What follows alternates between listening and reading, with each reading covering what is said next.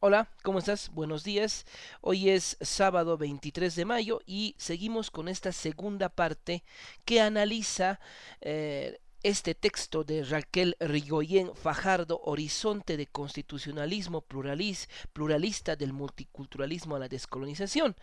En la primera parte habíamos analizado los antecedentes de estos tres ciclos que analiza Raquel en el marco de la construcción constitucional de la mayor parte de los países de esta parte del mundo, de América Latina.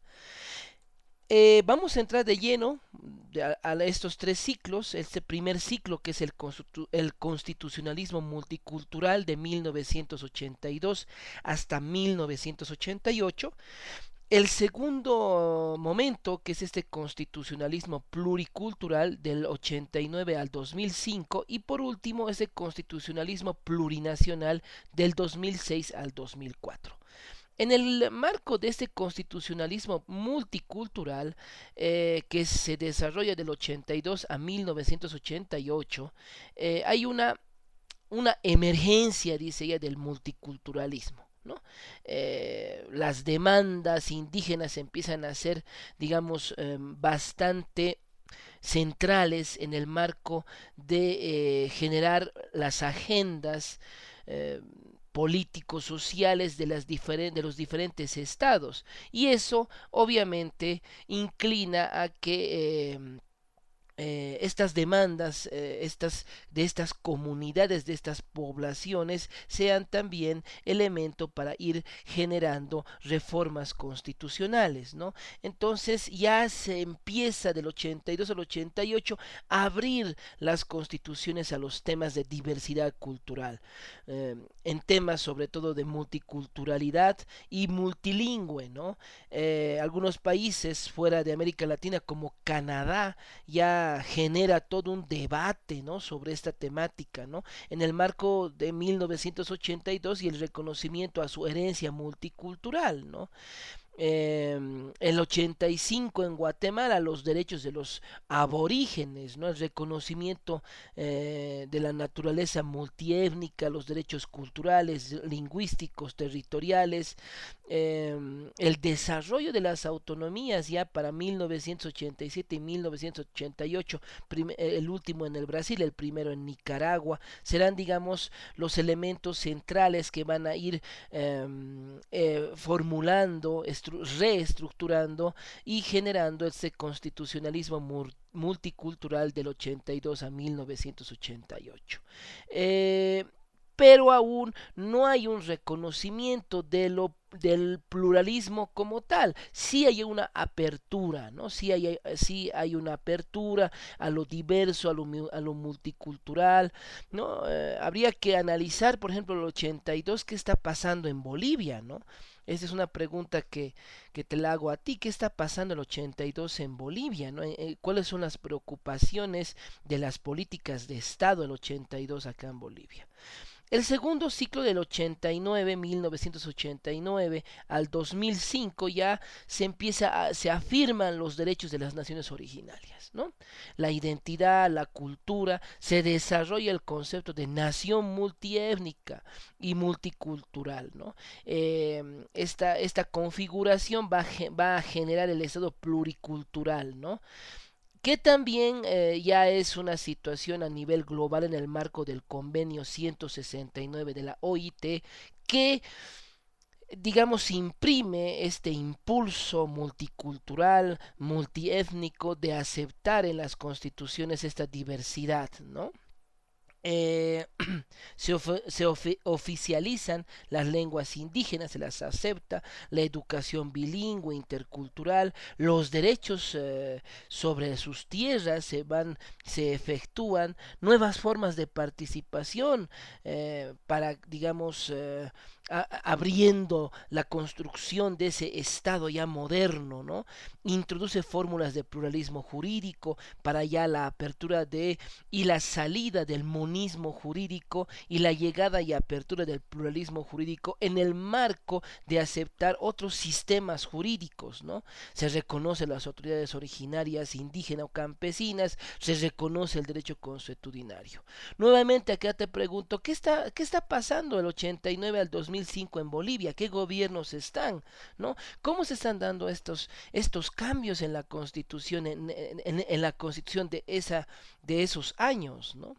Y por último, acá el constitucionalismo plurinacional, que ya está mucho más cerca a nuestra coyuntura de 2020, ¿no? Del 2006 al 2009, ¿no? Las constituciones quebraron el modelo ya de Estado nacional monocultural, con una normativa también monista, ¿no? Entonces se abre ya completamente la diversidad. El pluralismo jurídico ya es un tema actual de reconocimiento, de debate, ¿no? La justicia comunitaria, si te das cuenta, empiezan a generarse los debates de la ley de deslinde, por ejemplo, ¿no? Se reconoce a las autoridades indígena originaria campesinas, las autoridades reconocidas pueden ejercer funciones jurisdiccionales, ¿no? Eh, Hay una potestad de darse sus propias autoridades, ¿no? Hay una libertad para generar sus propias autoridades, más allá de un tema exclusivamente de la participación del Estado como tal, digamos, ¿no? Hay una potestad normativa, hay una potestad administrativa que se les otorga a las comunidades indígenas originarias, ¿no? Acá ya se puede percibir, obviamente, hay una quiebra con el Estado de Derecho positivo, ¿no? Por eso también al abrirse a lo diverso, a lo multicultural, se empieza a generar otra clase de debates, ¿no? Es decir, por ejemplo, hasta dónde llegan las competencias de la justicia positiva estatal y hasta dónde llegan las competencias de la justicia de las comunidades, ¿no?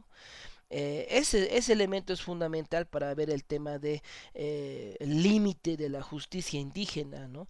Que no sea compatible con los derechos fundamentales, ¿no? Ese es el elemento fundamental, ¿no? Central en el debate, ¿no? Eh, Aquí es importante rescatar que estos problemas de interlegalidad, es decir, estos debates entre la justicia positiva formal estatal y la justicia indígena se van desarrollando en el marco, por ejemplo, de los diferentes sistemas jurídicos. En Colombia ese debate va a levantar lo que viene a ser la ley de coordinación de justicias, en Ecuador la ley de compatibilización de justicias y en Bolivia esta ley de deslinde, ¿no ve? Esta ley de deslinde.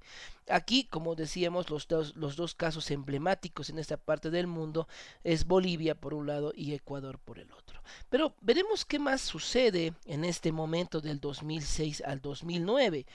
Estamos hablando del pluralismo jurídico. Cae ese antecedente que habíamos arrastrado desde nuestra colonia con este monismo liberal constitucional y se genera el pluralismo jurídico, ¿no? Derecho al propio derecho consuetudinario y a sus propios métodos de control.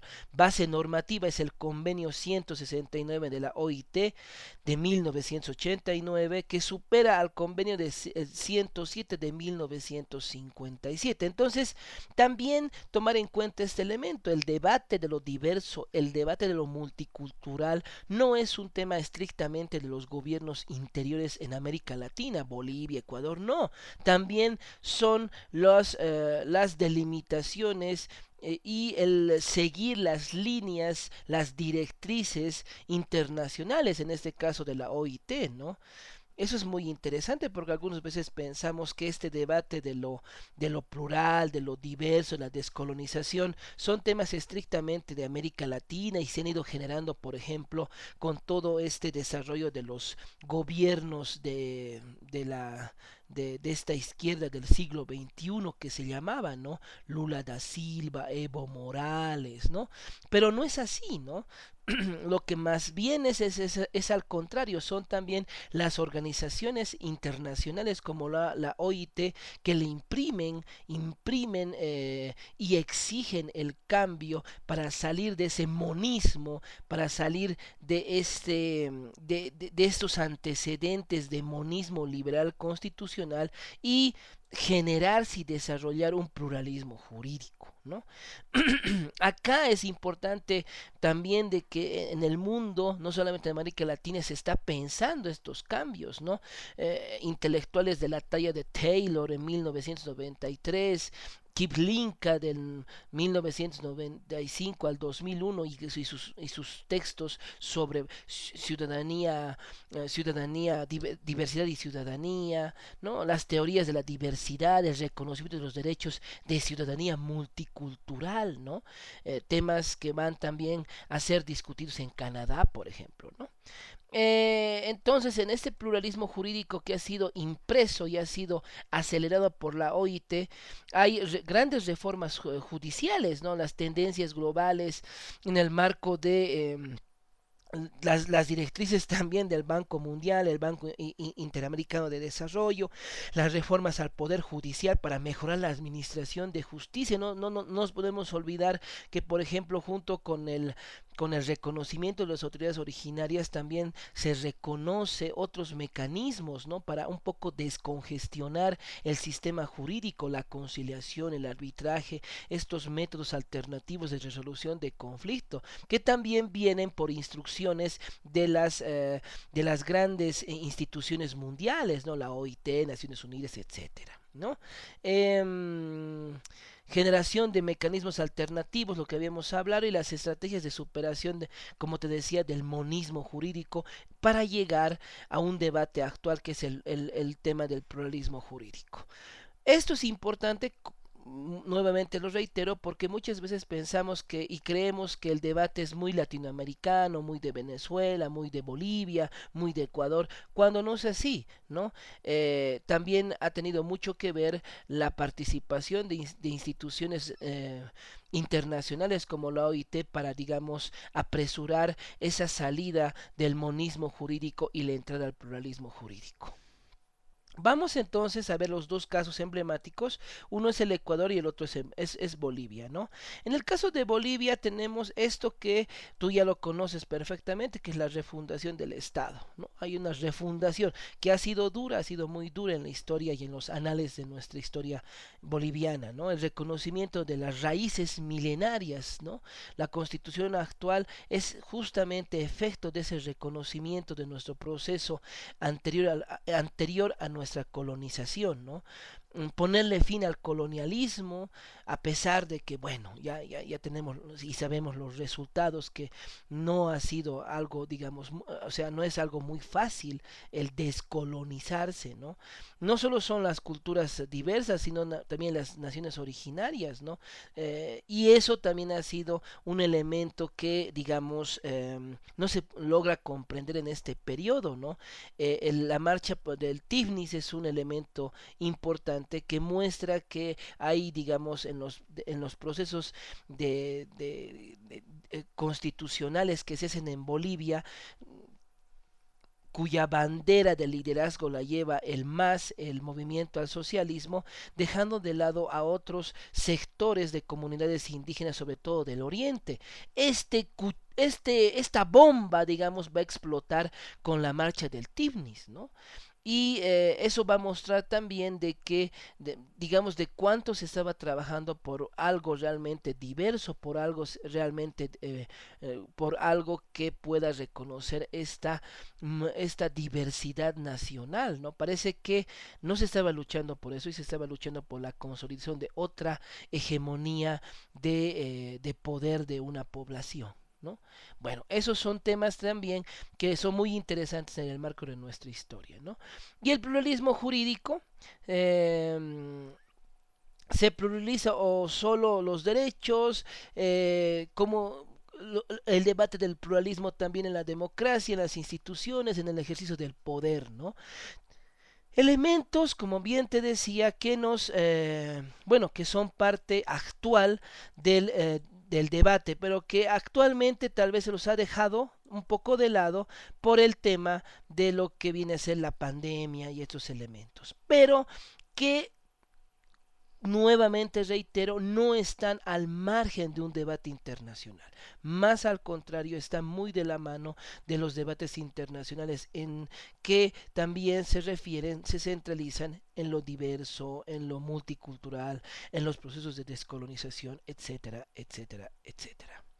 Bueno, nuevamente te quiero agradecer, espero que este video sea de tu agrado y nos estamos viendo en clases. Chao.